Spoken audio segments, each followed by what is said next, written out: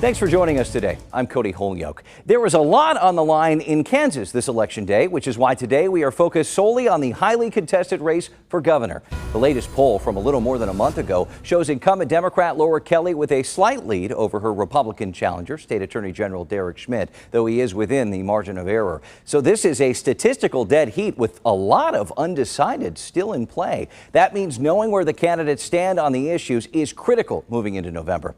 Today we'll hear from both of them in the order they responded to our request for an interview. We begin with Attorney General Derek Schmidt, who recently sat down with us to make his pitch to Kansas voters. Thanks for joining us today. Thanks for having me on. Let's jump in. We saw a resounding defeat of the Value Them Both abortion amendment in August. Many people went to the polls, Republicans included, and said no, they didn't want the government getting involved. You have said that we should respect Kansas' decision, the voters' decision. As governor, if you get this job, would you be looking to add restrictions on abortion? What's your take on that issue? Well, I am pro-life, and I prefer a Kansas future that has fewer abortions, not more. Voters did speak in August, and I think that decision must be respected. I think the focus going forward has to be on defending and protecting those existing regulations, most of which were adopted with bipartisan support, that are already on the books in Kansas. And that's an area of real contrast between my opponent and myself. What was not on the ballot in August was Governor Kelly's position on abortion. And she so far has refused to identify even a single restriction that she would support. That's concerning going forward in terms of defending those already on the books. Would you support more restrictions, though? I think the focus has to be on those already on the books. I think what is likely is that folks who oppose those already on the books are going to be bringing challenges in court, and I think that's where the focus really is going to be. Much of your opponent's airtime has been trying to compare you to former Governor Sam Brownback and your support of his policies or moves made over recent years. What would you have done differently than the former governor, and how would you distance yourself from his administration and those policies? Well, it's certainly true that my opponent has an unhealthy obsession with one of her predecessors. She spent a lot of time talking about things that were done by people who are not running for office this year. My position is that mistakes that may have been made by people many years ago are not what Kansans are worried about right now. They are instead worried about the mistakes being made by our current governor each and every day that have made their daily lives more difficult. And I think our focus has to be on how we go forward. A worry for many families would be education, and we saw what the Kansas experiment did to schools and funding. Would you enact some of these similar tax cuts down the road if you need it in Kansas? No, as I've always said, I think the numbers have to work. And obviously there's a constitutional obligation to properly fund schools. I successfully defended the legislation enacted when Jeff Collier was governor of Kansas to bring schools back into constitutional compliance. I think we have to stay in compliance.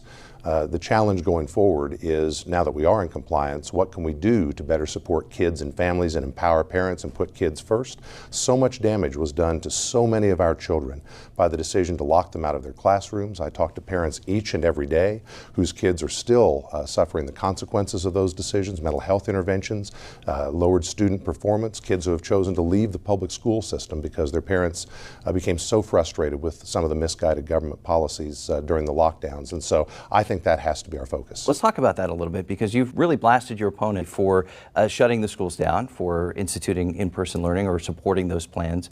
What would you have done differently given the information at hand? We have more than 9,000 Kansans who have died from this virus. You can look around at how other states handled this matter, and while every state was in a difficult spot very early in the pandemic, because nobody knew, nobody had been here before in March of 2020, but a lot of states learned so much more quickly. My opponent was the first governor in the country to lock schools statewide down for the balance of the school year in 2020. That included schools in the western part of our state where there were no reported cases of COVID at that point. She then kept them closed through the summer and tried to keep them closed into the fall of the next year, and the State Board of Education put a stop to that. So I think in hindsight, looking back from the standpoint of other states that handled this matter much more effectively, I think, for example, Florida, I think that's a good illustration, Missouri also in many cases, I think that it's clear that the lockdowns were an overreaction as they were extended.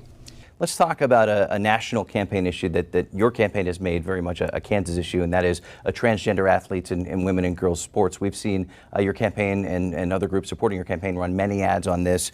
You even pitched a state ban. As somebody who champions individual freedoms, Why not let the high school athletic association's policy stay in place, or individual school districts attack this issue or address this issue? Well, I think it's a matter of fundamental fairness. I mean, this is not a partisan issue. It's not political. I talk to Republicans, Democrats from big cities, small towns in Kansas. It cuts across all of those lines. At the end of the day, it is just Kansas common sense that people who are biologically male should not be competing in sports that are reserved for people who are biologically female athletes. Is that worthy of a state ban? Because this doesn't seem to be a widespread issue in the state of Kansas. Well, I think if you talk with those people who have worked so hard over their lives, female athletes, they move into a competition that they've worked years to prepare for, and then in some cases, as we've seen in some states, they wind up losing out to somebody who came up in a very different path that is sort of outside the common sense mainstream how we approach these issues. The answer to your question is yes. There are 18 states that have gone down this road, and I think we ought to be one who joins them. You've been endorsed by former President Trump. In 2020, you signed on to a lawsuit with other attorneys general to delay certification of the election results in some states. Would you do that, given what you know now, there not being any evidence of widespread voter fraud? Well, I've had a lot of support from a lot of folks all over the country and the state, and I'm proud to have all of that Republican support, from Bob Dole to others. In terms of the election issue, here's my take on it. There is an important constitutional question that we have been raising since long before the voting occurred in the fall of 2020. The courts declined to answer it. I still think it needs to be answered about the interaction between the federal Constitution and the role of state institutions. And I'm very pleased that the U.S. Supreme Court has now finally agreed to hear that question and resolve it in a North Carolina case. If you don't win, will you respect the outcome of the election? Well, yes, of course. The last debate, you seemed to open the door to the possibility of medical marijuana. Tell me a little bit about that, and what would the factors have to be for you to go along with something like that? Right. My view on this has always been that I would prefer not to go down the road of legalizing illegal drugs. In my line of work, I see a lot of harm that's caused by addiction and by the illegal drug market in our state.